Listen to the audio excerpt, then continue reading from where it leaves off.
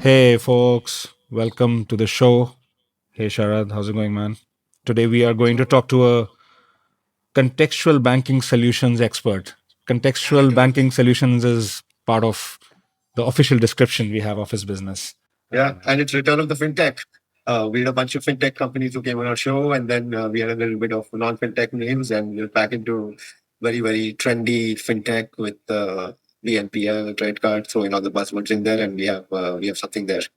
Yeah, man, I think I was facing some withdrawal symptoms, so it's good to get back into that. Yeah. Ram is like, you losers, you have withdrawal from these things, but yes, we do. So we have with us Ramanathan RV. I think we can call him Ram, co-founder of Hyperface. Welcome to the show. Absolutely. It's a pleasure to be here and talk about fintech and all things. Like I said, yeah, it's probably signaling the comeback of the fintech. Uh, I think we'll see a lot more action in the coming months. Looking forward to that. But it's great to be here and talk about all things fintech. No, pleasure is all ours. So Ram, would love to start with a bit about your personal journey, your own background. What were you doing before Hyperface, and what kind of led you to what you're doing as of now, as well as your partnership with Aishwarya on the business. So, just to kind of set the scene here. Absolutely. Look, I come from an engineering background. I started my career as an engineer in one of the ML divisions at Amazon. So I'm still an engineer by heart and still love to do code reviews and design reviews as much as possible whenever I can find time. Uh, Now, before starting Hyperface, I was running JustPay, which is a payments company.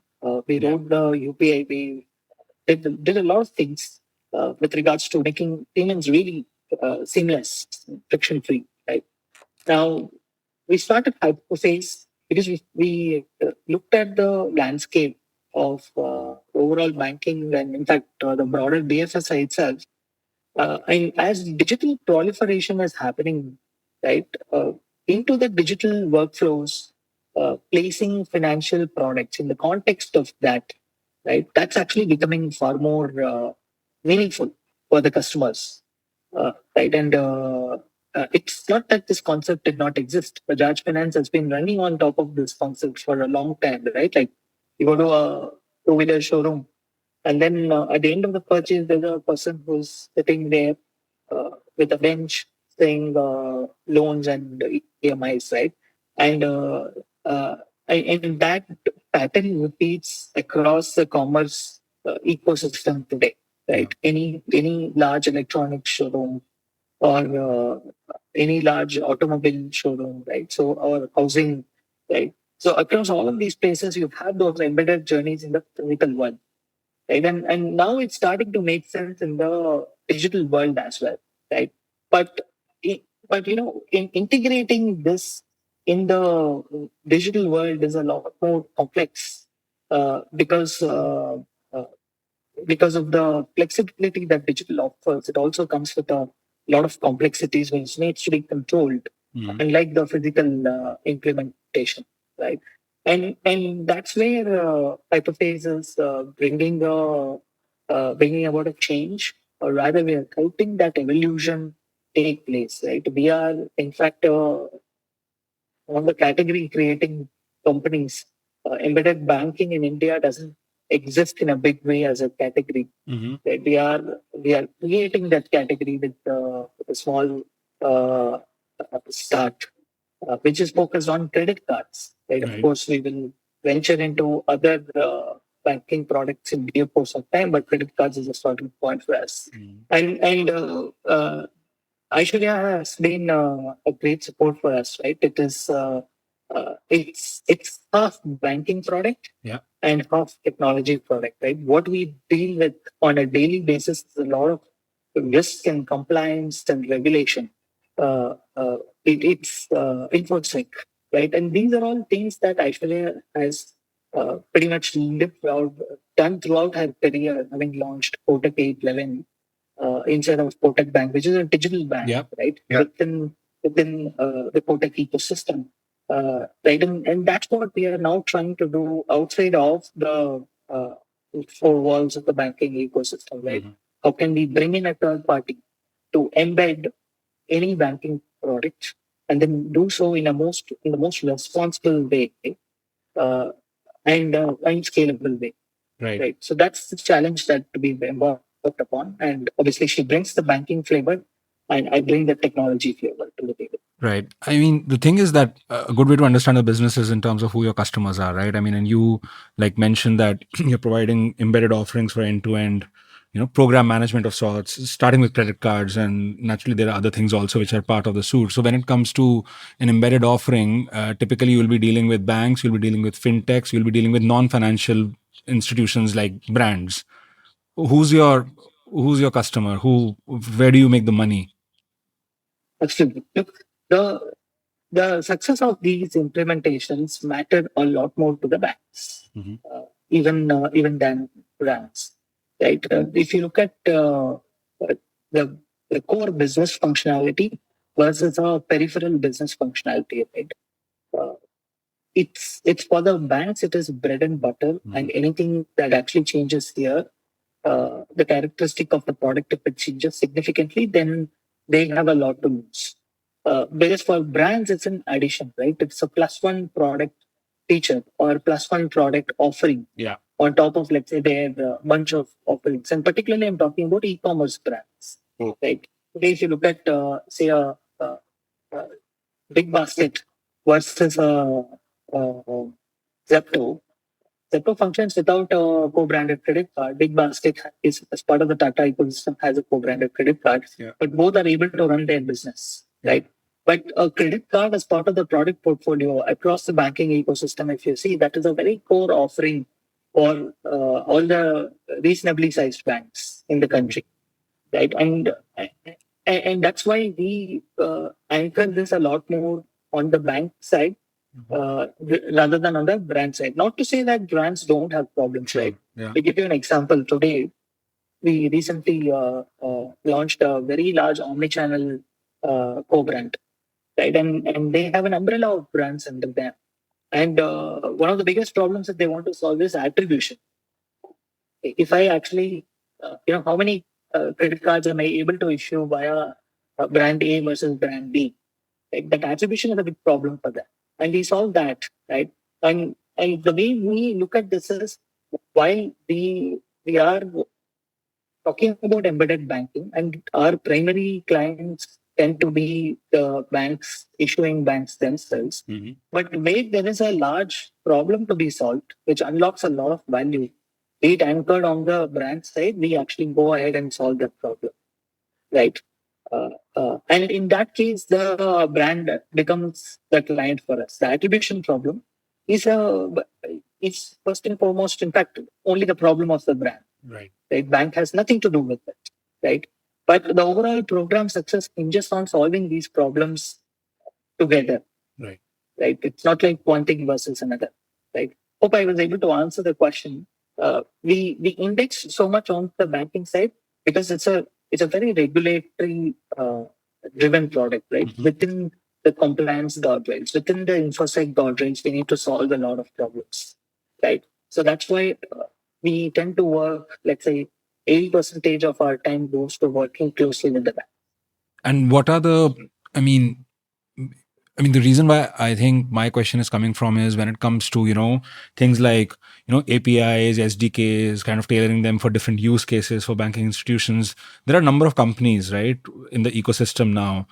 In fact, like we have spoken a couple of times with M2P, right? And interestingly, M2P raised a bunch of capital like a week or two after the show, but like let's not take credit for that. But at the end of the day, I mean, they're also kind of setting up payment use cases, lending use cases, credit card use cases, right? And they're also working closely with NBFCs and banks so that they can navigate and track such kind of transactions with other non-financial players or other fintechs.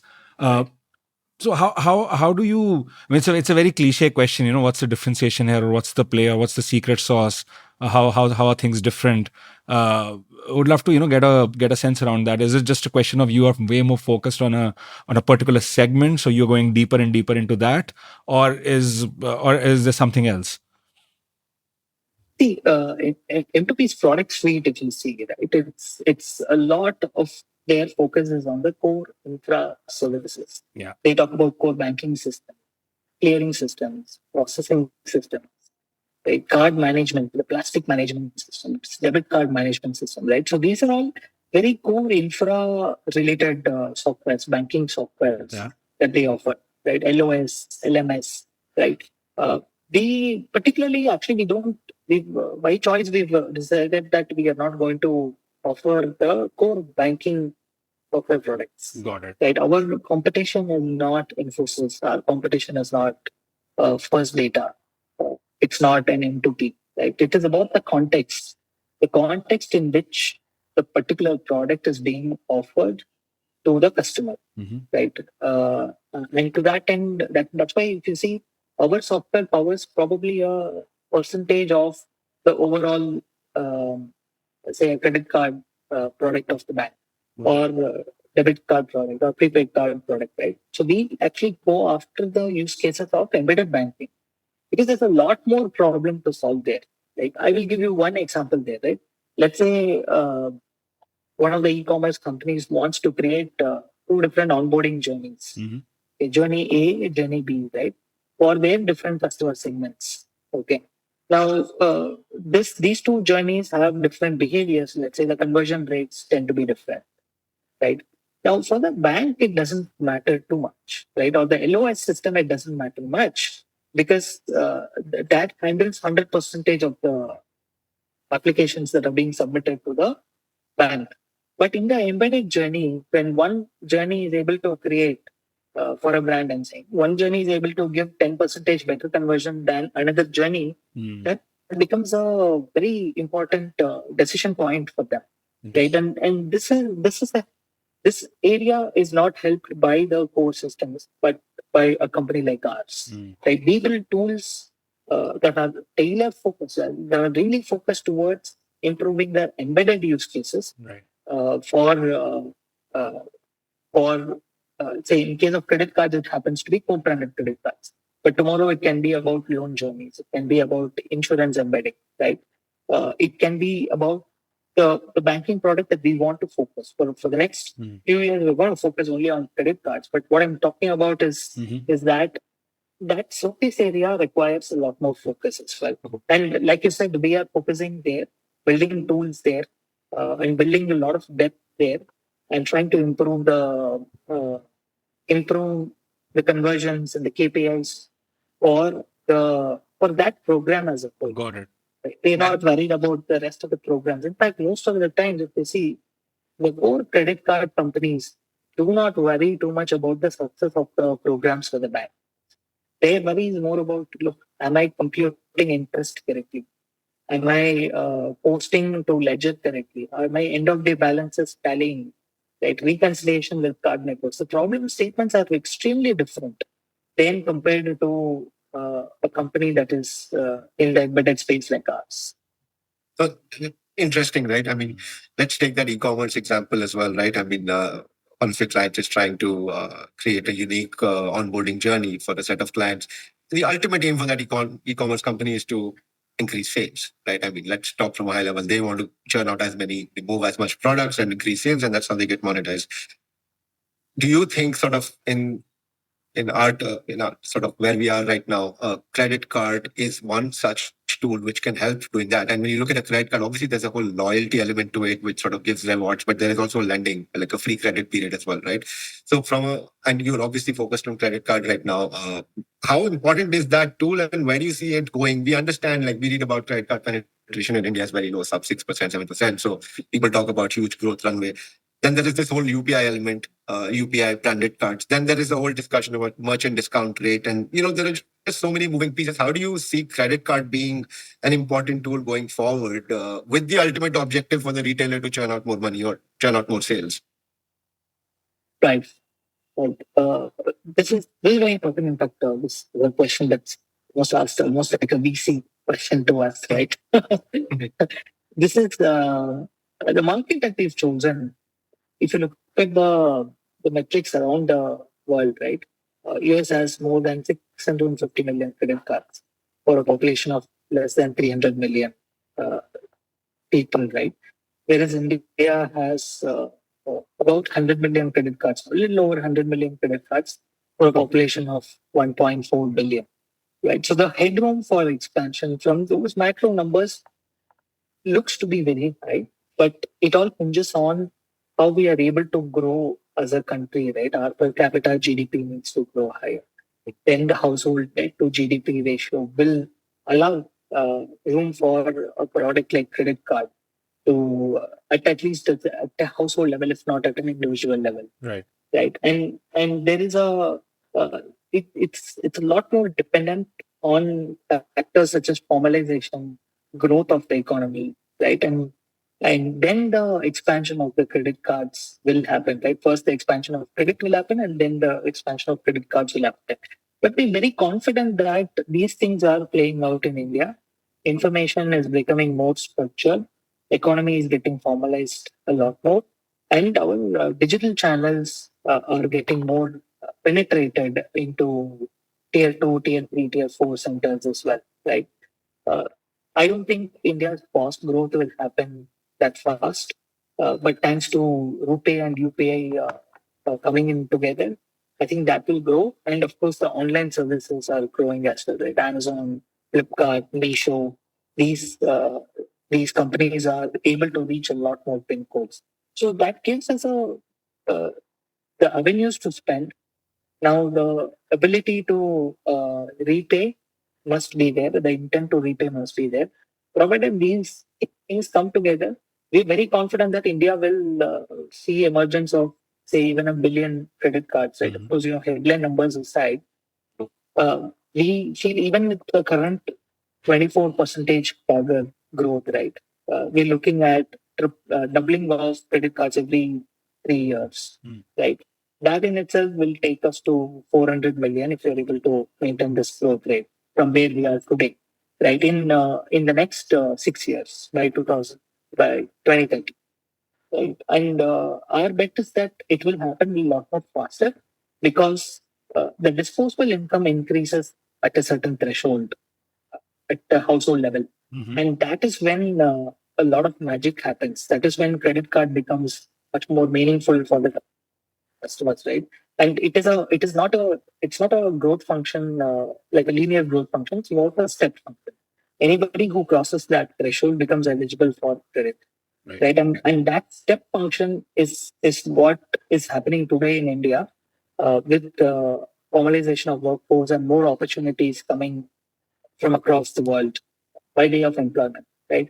But will we ever have like billion, 2 billion credit cards? I think it's very hard uh, to know if we will get there. It's very hard to predict.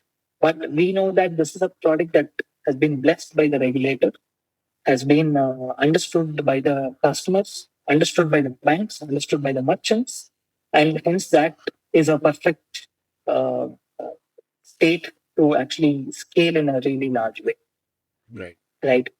Any other new credit product for it to scale, all of these entities have to understand, right? Customers, regulator, banks, merchants, that they all will have to understand the rules of the game, which will take phenomenally uh, long amount of time. It's not that we are opposed to it. In fact, we would welcome that, right? Because as a startup, any new initiatives, we gain upper hand rather than the incumbents, right? Because we can move fast. Uh, so we would welcome that, right? But in the absence of that, the current product, the ability for that to scale will happen through digital channels, which is the partnership between the banks and the entities, right? I'll give you one example and we'll move on to the next question. In 2008, I was part of Bank Bazaar, right? It was one of the, at that time, fintech as a word was not even around, right? And at that time, we used to wonder why is it that the SME lending in the country is very, very poor, right?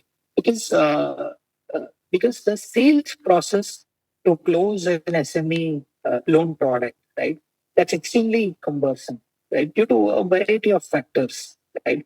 Today, there is one thing that we can reduce, right? You look at a business like a Khata book. Okay. Now, Khata book is able to reach almost every bakery in the country, right? I'm taking Khata book as an example. There could be a combination of 4 5 companies, right, which are able to reach these kind of businesses. And so tomorrow, let's say we want to sell a financial product to, let's say, all the bakeries in the country, right? It is very much possible. It was not possible 20 years ago. It's possible today, right? Now, what is that product we have to sell? What is that financial product we should be selling? It can be a theft insurance, for example, right? And today you put a banner across 4 5 apps, and then every merchant, every bakery is going to be able to see that, right? And they may want to purchase, they may not want to purchase. That's all up to them, right? But the ability for us to reach is there today, right? And that's a big change. I think that's a huge change. What do they need? They need working capital financing now. That is our belief, which is when we speak to a lot of, we get that like a lot of mom and pop and MSMEs. We generally believe working capital financing is one of the biggest roadblocks that we've realized. So, no, I was just commenting on that. Sorry, Nikhil, you were saying something. No, I was just wondering, when you were kind of talking about the credit card market at large, now US has been a very interesting leading indicator, but US is where you still have, standalone private networks, economics are fairly robust, from the payment ecosystem standpoint. In India, government has made payments into a utility. They have done a lot of heavy lifting there. There's a fair amount of price capping and restrictions on how much merchants, whatever money can come out of merchants or issuers, etc., right? And to add to that, now there is also chat about making the networks also interoperable, in the sense that consumers will have the option of choosing whether they want to take a Visa or a MasterCard, right? So there's a lot of churn which is happening there. And in your view, when it comes to obviously India is a very credit hungry country, so the segment as a whole is expected to grow. I think that's a no brainer, right? And the data would front that. But do you think that growth is coming from the commerce end of the spectrum, or from commerce / consumption end of the spectrum, that it actually leads to higher sales and higher demand, and that's why it's something which is interesting enough for banks also to kind of pursue? Or you think, if you look at credit cards as a standalone business, which in my view personally is something quite challenged as we speak. So just want your 2 cents on that. think you're touching upon a plethora of topics, Nikhil. I think there's the debate about whether zero MDR is a good policy or not. I think we still don't have a proper view on that, right? But from what it's worth, look, uh, some of these measures have pushed the entities to be able to be more creative in how they are creating these business cases, right?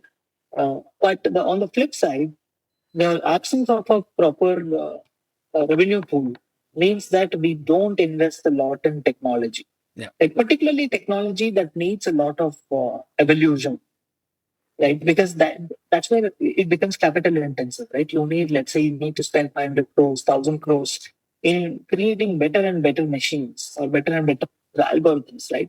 So we are not able to do that because of the absence of revenue pool. But at the same time, the innovation, right, by way of, let's say, QR codes and and enabling merchant to be able to collect money through QR codes, I think that has actually created acceptance points throughout the country, right? Instead of deploying very heavy cost machines, right, where that tends to be extremely expensive, particularly in a country like India. But just yesterday, I was talking about the economics of credit cards. If you see today, printing a credit card takes about 120 rupees plus GST. Yeah. That makes it about 140 rupees or so, right? And then the delivery of a credit card takes another 100 rupees, right? This is just to put that the payment instrument in the hands of the customer, right? And then what was the amount that was spent to acquire the customer, verify the customer, right? And underwrite and approve the customer, right? You put all of these together, it tends to be about 3,500 rupees, right? Yeah. Now, for the product to break even after giving this instrument to the customer, right?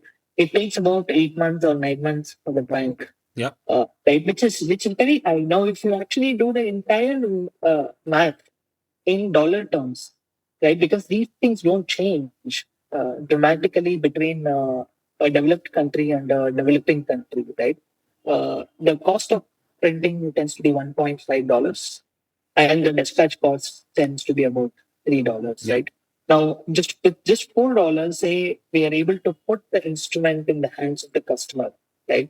The CAC and the other economics tend to be almost at the same level as well, right? So their break-even point is much more closer Yeah. than what is there in India, Of course. right? Yeah. And now how do you break this conundrum? Is it by increasing the revenue pool, or is it by innovating on the distribution channels? Right. I think distribution channel innovation is a lot more creative process rather than trying to tweak the pricing. So the Bajaj Finance playbook. Yeah, the Bajaj Finance playbook, right? Where you be innovative about that model. And in fact, I think the rest of the world probably woke up to that model much later than India, right? The subvention model, right? I think we were very creative about that, right? And hence they were able to grow that business significantly, right? Uh, so, so in a way, see, tech is always about constraint. You put constraints and then the tech figures out a way, right? Sometimes you create barriers. For instance, we are not able to deploy cost measures for money, right? But a lot of times the solution emerges. So to that end, I'm not swinging this way or that way. I'm a curious bystander who is looking for opportunities to create solutions within the constraints that's being given to us. And if you see the pricing caps, it's not just in India. If you look at debit card, credit card pricing caps, these are being instituted across the world, particularly in the European economies, right? Yeah. This is becoming more and more commonplace. Germany has a restriction on credit cards, while UK and Australia have instituted caps on debit cards. Right. So payments is more and more it's becoming utility. To that end, the US is perhaps an exceptional market rather than the default to be a reference point. But I mean, I mean, and obviously, you look at things more from a business standpoint, and obviously, you're at the end of the day a technology player. So these use cases are something that you work around and you create value in that. But like, say for someone like me and Sharad, we are looking at this more as like third-party commentators, right? And it's an easier job. But what we often ponder about is that. If you look at things like BNPL, if you look at things like zero interest EMIs, that effectively leads to does it effectively lead to bad underwriting or bad behavior? I mean, people who don't really have the servicing capacity end up buying things which they don't need, or effectively the credit cycle expands, and that leads to other structural problems maybe like 3 or 4 or 5 years from now. Even today, if you're looking at like generally unsecured credit or unsecured PL in the country, I mean, the regulators are already looking at it very, very closely, right? Credit cards are slightly different because it's shorter term, so if there is some delinquent behavior, it comes out pretty quickly. So maybe they sit in a different bucket. But yeah, I mean, from a 30,000 feet perspective, what's your take on that? Yeah, see, indebtedness is a big problem, right? We've always been a very savings focused. We've always had a very savings focused mindset, right? But now there's a dramatic shift that is happening amongst the younger generation where there is prolific spending that's coming in, right? And products like no cost EMI actually tends to create that impulse behavior. So listening to one of the TV shows, and there a man was remarking that he had gone to a mobile shop along with his friend, where his friend was purchasing mobile phone. Okay, and the salesperson in that mobile shop offered him something, saying, "Look, this Bluetooth uh, headphone is worth about 3,000 rupees, but you can take it home for 0 rupees. And we will just put an EMI on your bank account, right? And we can mandate on the bank to give you an EMI, right? So the ability to take a product without having to pay anything at that point in time, right? It's very enticing, right? And it's very hard to say no to.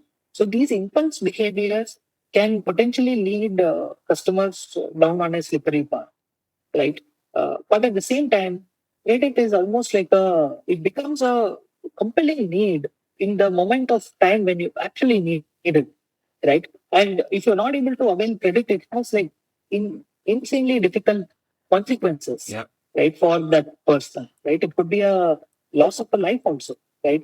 If for a healthcare emergency, a person is not able to avail credit, right? So it's a double-edged sword, right? I think a lot of fintech companies should take this on rather than having the mindset of maximizing credit for everybody and then pushing credit where it is not needed as well. Rather than that, taking a more responsible approach to advertise credit products, right? Again, look. They, let's say, instead of actually making this a legislation or a dictate or a very prescriptive instructions to every fintech, I think the marketplace will figure out the solution by itself. Right? There will be very creative solutions that will emerge for assisting customers. Whether a customer would have to make that decision at that point in time or not, right, to purchase. Right? I think the technology itself will bring out solutions. In the absence of that is when I think alarm bells should go around in the banking ecosystem that we are creating a country of a lot of indebted people. Right? And that is not what we would want to create. And some of these zero cost EMIs or BNPL, I mean, the cost of debt has also gone down for a consumer, right? I mean, the merchant is sort of subsidizing that in a way. That's also sort of increased. I just want to ask you a little bit about your business, right? I mean, you use the word embedded finance as well. And the way we think of it is, right, like, I mean, it's sort of API forward and it's where a lot of services are sort of bundled together within the same, let's call it website or same platform, be it loans, credit cards, maybe insurance, maybe even investments, right? So from the way you're sort of helping your clients, what are those touch points that you're hitting? I mean, credit cards is one, which is essentially short-term credit for your ultimate user.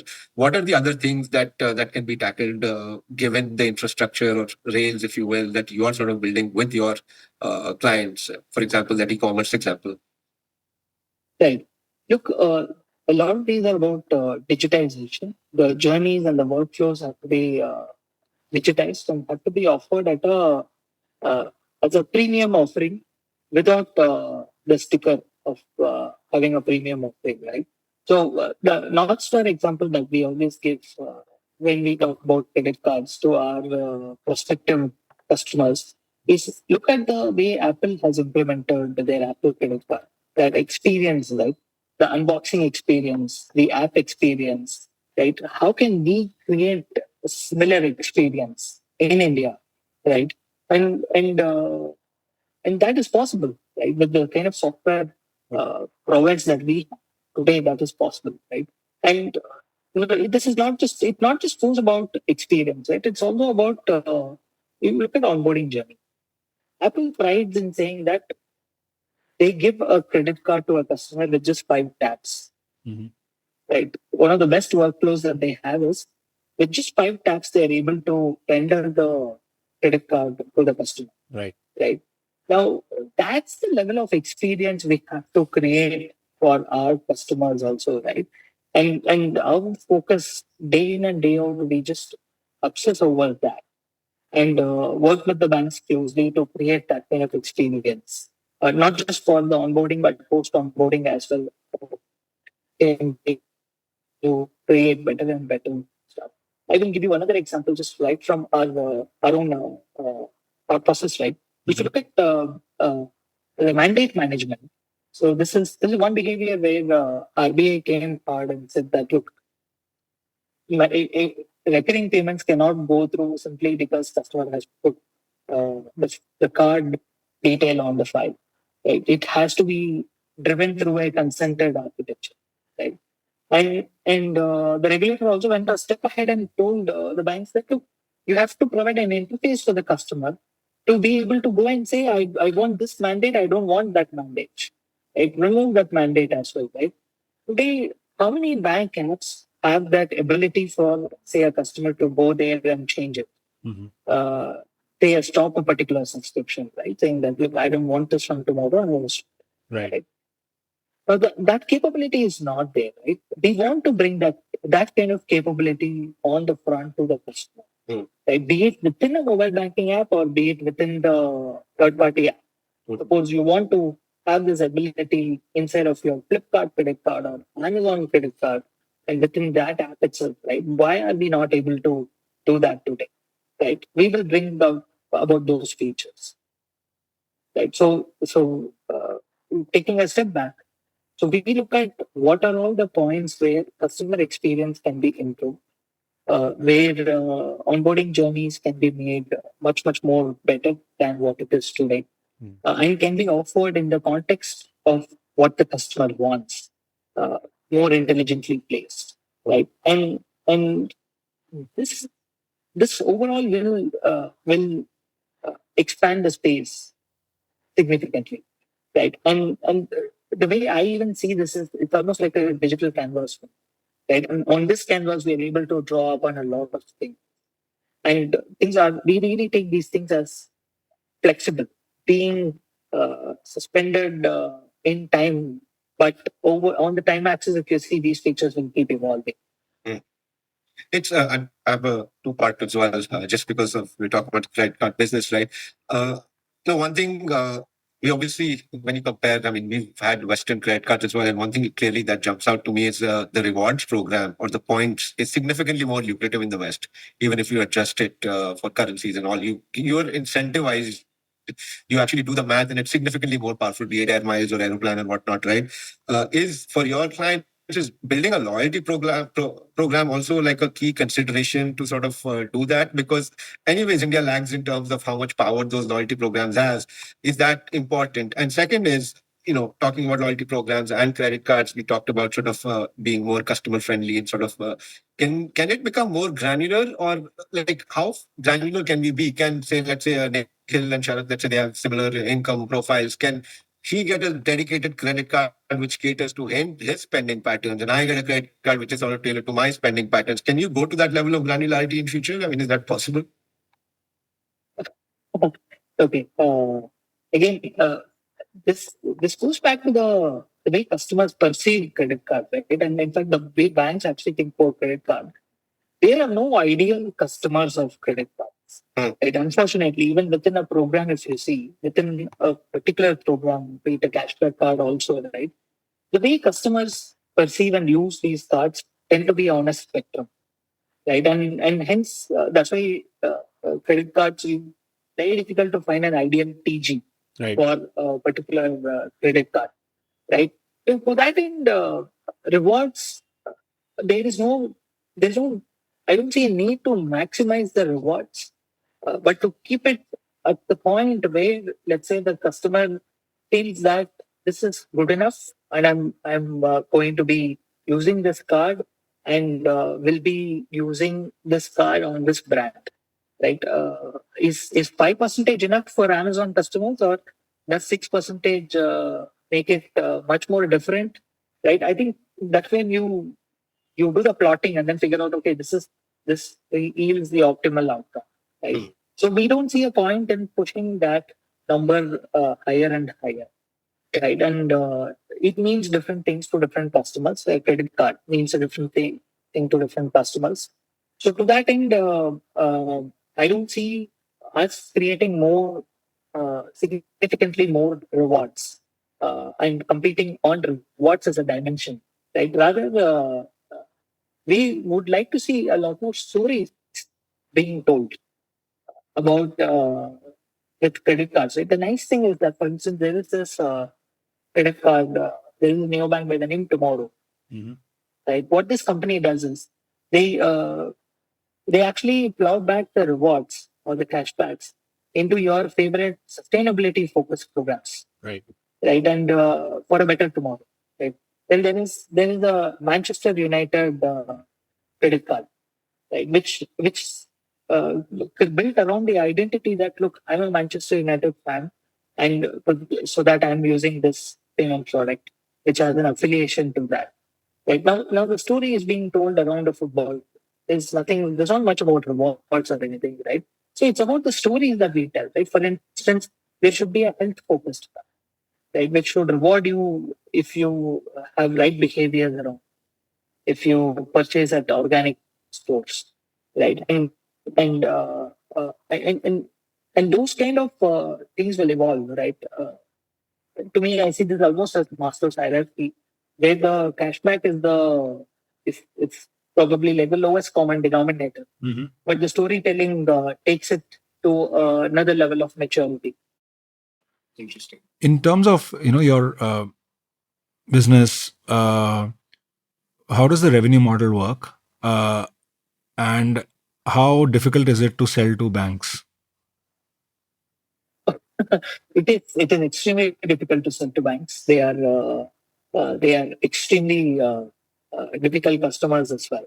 Right, winning banks is one thing, but then being able to service banks is yet another huge challenge. Right, Yeah. and I've been doing that for a good part of my life, and it is still a difficult thing. We every day we come in and then we look at, okay, uh, let's gear up for a 1 year long sales cycle with this bank. Mm. Mm. Yeah. So it is indeed very difficult. But what's interesting is But is it easy to retain them as customers? it is easy to retain them. Yeah. It is very easy to retain them as Yeah. customers because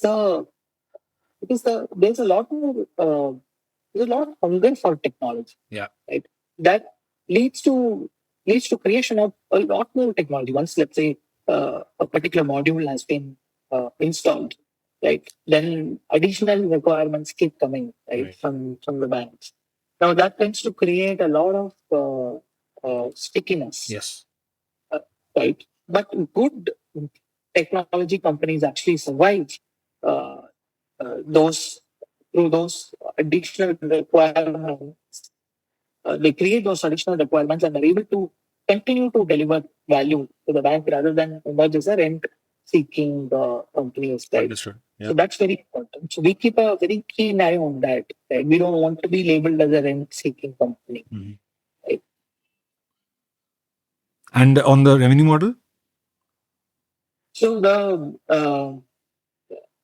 we are Hyperface, we price our technologies through the SaaS model. Yeah. Right? In the SaaS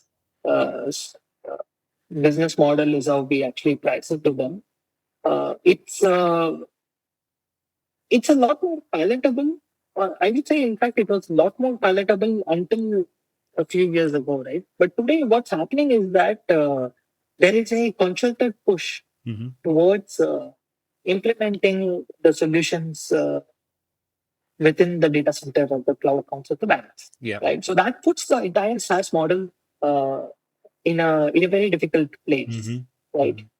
Because the infra is now technically owned by the bank. Right. So should we go back into the licensing model, right?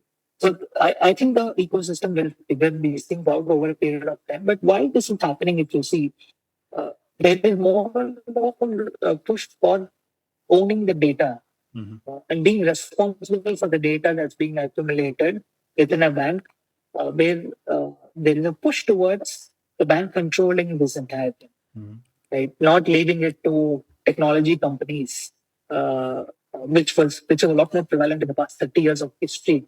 If you see of technology companies, right? It's been that, okay, the bank owns only the very core systems and everything else tends to get outsourced. Right. Right? But that model itself is now being called to question, primarily because of data security requirements and data privacy guidelines. Right.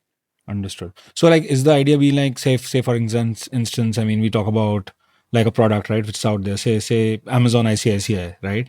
Now they have a credit card. So an ICICI would give a mandate to a platform or company like yours, and there will be some initial, I would say, setup cost, and then you'll have a recurring stream, and that gives ICICI the flexibility to set up a co-branding program with Amazon, with Flipkart, with Zomato, with anyone. Is that roughly got it? Absolutely, yeah. The GTM becomes much more faster Right. for a bank with someone like. So they have the architecture, they have the flexibility now, they have the framework to deal with multiple enterprise partners. Correct? Correct. Right. And what you get as a business is not dependent on the transaction flow. So it's not like a per transaction type of a We don't structure. price it to the. Yeah, we don't price it to the transaction flow at this point of Right. time. We're pricing it still as a technology company. But is that the norm even like in other countries? I mean, is that even a model which exists? Yeah. Okay. Not really.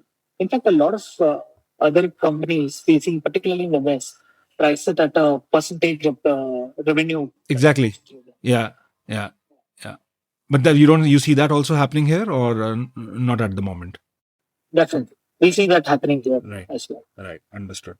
And just one thing, Ram, before we let you go, in terms of fundraising, you kind of raised a bunch of capital, right? I mean, your seed round has been pretty lumpy as it is, and you have a fairly diverse number of marquee institutions on board. How was the experience in terms of raising capital? Was there like something? Was a lot lost in translation, and you had to do a lot of heavy lifting to get the investors, aligned on your vision, or there was fair level of investor awareness already, and it was an easy sell. Yeah, it was an easy sell because the team had played out in other countries of embedded banking and co-branded credit cards, right? It's for instance, the Marketa story is very well known amongst the investor community. Yeah. Right. So what we did was our business model was variation on top of that. Right. So it was a fairly easy sell. Right. But I think everyone underestimated the effect of COVID and the downstream consequences of the regulatory actions that followed COVID, right? In terms of, let's say, how to do things and data privacy guidelines that came in, right? Which actually created a lot more uncertainties in the ecosystem, right? But now I think we are well past that. And we can now focus on the growth, right? Because the guardrails are put in place. Yeah. Regulator has actually made it very, very clear now, and it's almost in black and white. And hence we can now look forward to rollout and growth and further distribution. Well, no, we wish you all the best, Ram, for future and much bigger milestones. It was a pleasure catching up, and would definitely watch out for Hyperface and cheer you from the side. And good luck for your journey ahead. And with that, it's Nikhil Arora with me, Sharat Tupran, signing off.